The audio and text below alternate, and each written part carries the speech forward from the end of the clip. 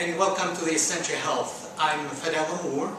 As a gastroenterologist, I specialize in the treatment of diseases related to the GI system, to the digestive health system. And that includes the GI tract, the food pipe, the stomach, the small intestine, and the colon. And also other dependent organs like the gallbladder, the liver, and the pancreas. As a gastroenterologist, we are trained to perform a lot of procedures. One of those procedures is called colonoscopy.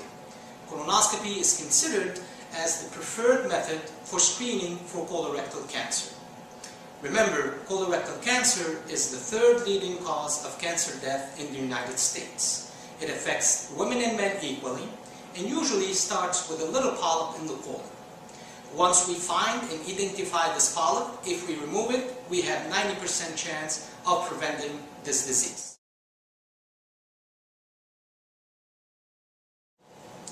Colonoscopy is done using an endoscope. An endoscope is a long, thin tube that has a light and a camera and allows us to visualize the inside of the colon. Also, we can use different instruments through the scope, and we can remove polyps, cauterize lesions, or biopsy any lesions that we feel are suspicious. This video will give you the basic instructions about your procedure, how to get you ready for it. And remember, it's very important to follow those instructions so when you perform the procedure, your colon is clean, and like this will avoid missing any lesions. Christy is one of our nurse educators, and she will guide you through this process. Thank you, Dr. Nammour. This video is meant to review the written instructions that you should receive in the mail between 7 to 10 days prior to your colonoscopy. Please be sure to contact the pre-procedure nurses as per those instructions prior to your exam. At the top of your instructions, you'll find the date and time of your examination. Under the prior to procedure section, you'll find specific instructions on holding diabetic medications, blood thinners, and other instructions that may start up to 7 days prior to your exam.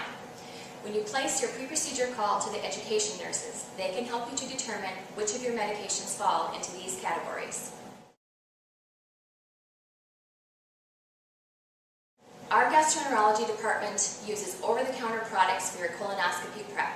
You'll want to purchase Miralax, a 238-gram bottle. You'll be using the entire thing. A small box of Dulcolax laxative tablets, as you'll only be using 4 of these, and 2 32-ounce containers of Gatorade or Powerade, but avoid red or purple colors. For those of our patients who are diabetic, you may want to consider purchasing G2. This form of Gatorade has less than half the sugar of regular Gatorade. These products can be found at your local pharmacy, as well as the laxative aisle of grocery and discount stores. On the back side of the first page, you will find that your instructions start 2 days before the colonoscopy.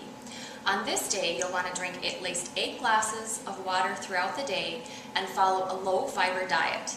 Now, what does a low-fiber diet mean? It means avoiding whole grain breads and cereals, nuts, seeds, popcorn, tortilla chips, things that take some time to transit through your system. It is okay to have white bread, white rice, pasta with sauce, potatoes without skin, as well as most meats. You'll just want to avoid those that contain large amounts of bristles, such as steak. Most fruits and vegetables have fiber in them, but good choices for that would be lettuce or green beans. Also okay are melons and peaches and pears without skin. At 6 p.m. that evening, you will be taking the first 2 of your Dulcolax laxative tablets with a full glass of water. It is okay to delay taking those until later in the evening if you are out and about.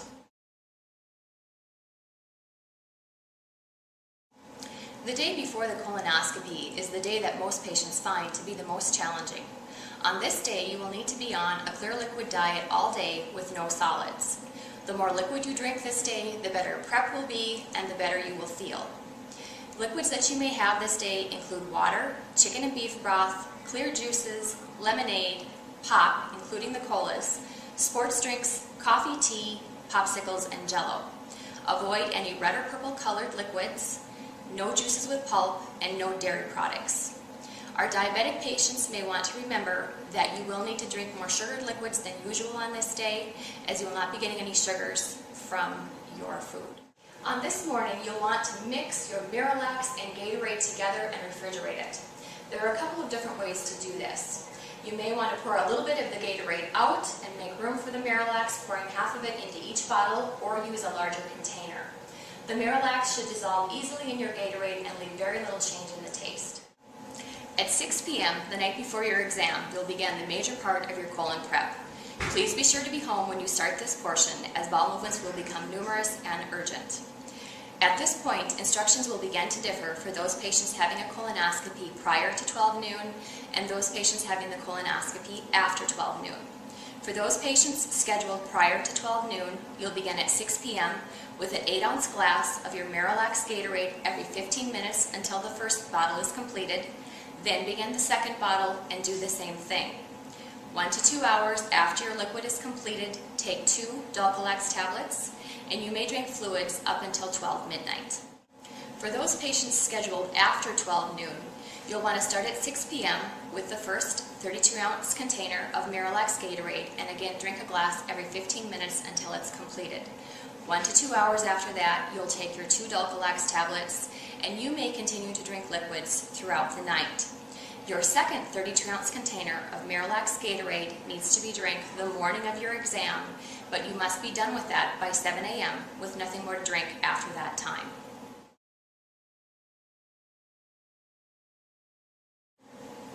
All patients should take any morning heart, blood pressure, or seizure medications with a sip of water. You'll want to bring along your insurance card and photo ID for registration, and be sure that you have a driver, as we do ask that you not work or drive for the rest of the day due to sedation. You can plan to be here about 2 to 2.5 hours. We provide conscious sedation for our colonoscopy procedures. This sedation is given by IV and will help you to relax and better tolerate any discomfort from the exam. With this sedation, you are not completely under like a surgery, but most patients report feeling like they slept through the examination. Any other questions that you may have can be answered when you make your pre-procedure call to the education nurses.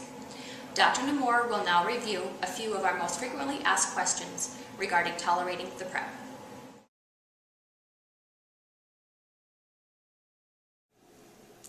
As Christy mentioned, some people may experience a difficulty while taking the preparation for colonoscopy. What I'm going to try to do now is go over 3 common issues that may occur during your colonoscopy preparation. The first question, what should I do if I start vomiting while I'm taking the prep? If you start vomiting after the first cup of liquid, what I would do is stop and rest for an hour, then resume the preparation, but this time use a less volume, maybe 4 or 6 ounces instead of the 8 ounces, and try to space it by at least 30 minutes. If you keep vomiting after that, then stop taking the liquid preparation and try the Dulcolax tablet.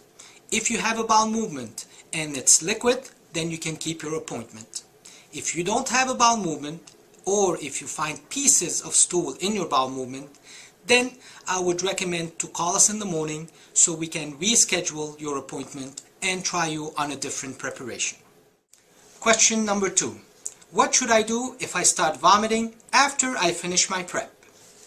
If you start vomiting after you finish your prep, and if you're having liquid bowel movements and they are clear, then you can keep your appointment. If you're not having a bowel movement, or if you're having pieces of stool in your bowel movement, then I would call the office in the morning and we're probably going to reschedule your procedure and try you on a different preparation. Third question. I took my prep and few hours later, still no bowel movement. What should I do? Sometimes it may take longer for the bowel movements to start working. If you don't have any bowel movement by the morning, then I would call our office and we might need to reschedule your appointment. If you are having bowel movements and they are clear, then just keep your appointment and we'll see you in the endoscopy suite. Thank you for viewing our video, and I hope you found it beneficial. If you have any further questions, please call the GI department at Essentia Health at 701-389-5255 364-8900. And thank you.